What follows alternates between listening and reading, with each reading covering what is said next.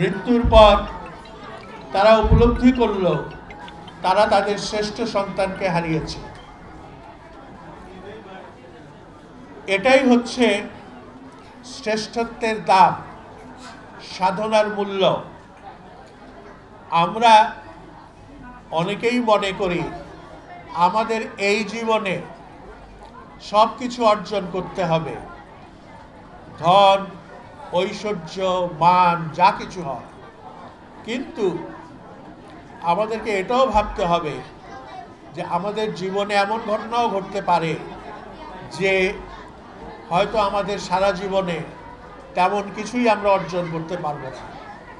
কিন্তু আমরা যদি এমন কিছু অবদান রেখে যাই যেই অবদানের পর আমাদের মৃত্যুর পরও মানুষ আমাদেরকে স্মরণ করবে, তাহলেই আমাদের জীবন ধন্য হবে।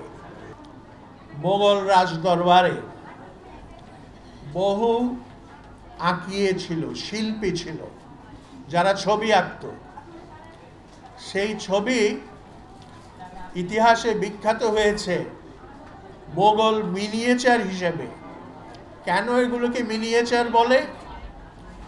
এই কারণে ছোট ছোট পটে আঁকা এই সমস্ত ছবি, এবং সেই সব ছবি থেকে আমরা মোগল রাজদরবারের পরিচিতি পেতে পারি। এবং খুব চমৎকার এবং খুব নিখুঁতভাবে আঁকা ছিল সেই সব ছবি।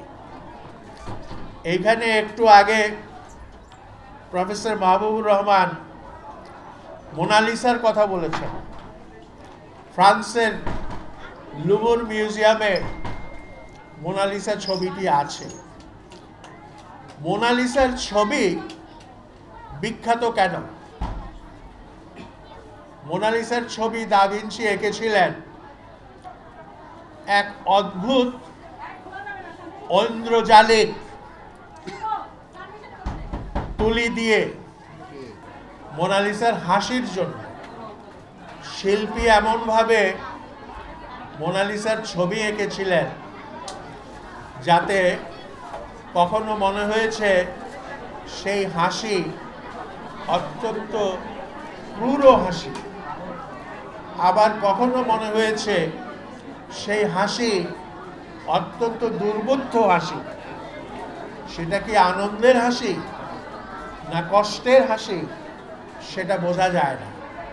সেই জন্যই মোনালিসার ছবি যুগ যুগ ধরে মানুষের কৌতূহল জাগিয়েছে।